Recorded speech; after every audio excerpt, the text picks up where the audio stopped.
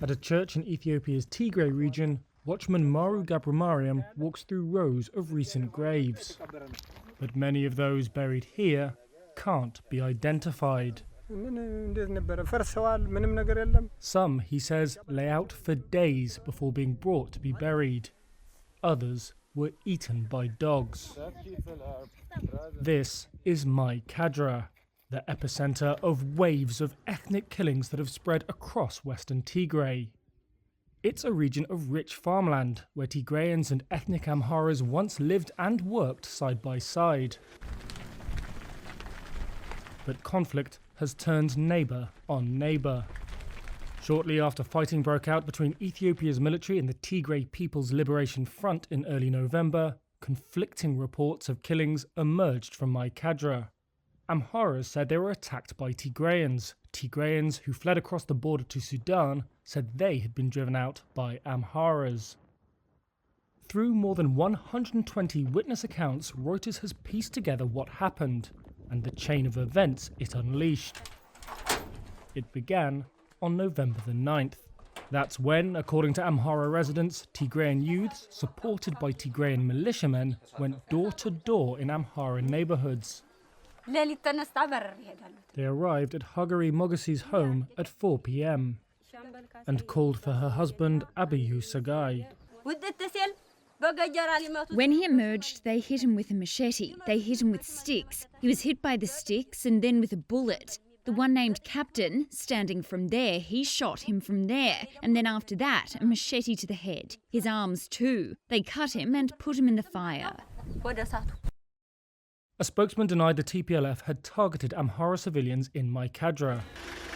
The next day, the Ethiopian military and regional Amhara forces arrived. By then, the Tigrayan fighters had fled. Later that day, Tigrayan residents said, reprisal attacks began. Most were carried out by Amhara forces and an Amhara defense militia called the Fano, according to 28 Tigrayan former residents. Many of those interviews were conducted in Sudan, now home to more than 60,000 Ethiopians who fled the violence in Tigray. Western Tigray's Amhara-appointed administrator said any accusation that Amhara forces killed Tigrayans is groundless and far from reality. 99% target መተናል. Ethiopia's government denies there has been targeted intentional ethnic cleansing against anyone in the region. But there have long been tensions in western Tigray between the once politically dominant Tigrayans and the Amharas, Ethiopia's second biggest ethnic group.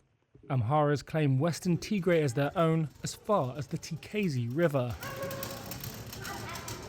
It's there that Bahani Gebrigzahir, a Tigrayan, recalls lying in a ditch, listening to the cries of the dying fade away.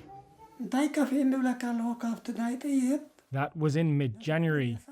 He says he and more than 50 others had been rounded up, driven to the river, and shot. Fragmented bones.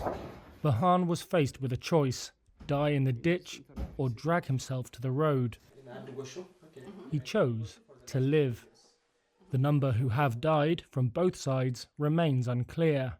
In Mai Kadra, at least 767 people were killed according to two lists of victims, one Amhara, one Tigrayan, which was reviewed by Reuters. The Amhara regional government says it has now taken control of western Tigray, and its representatives plan to resettle 500,000 Amharas there. Goshu Alabel arrived in the town of Humera, north of Mai Kadra, in late November. I feel good, I feel good because I came back here after so many years to my birthplace.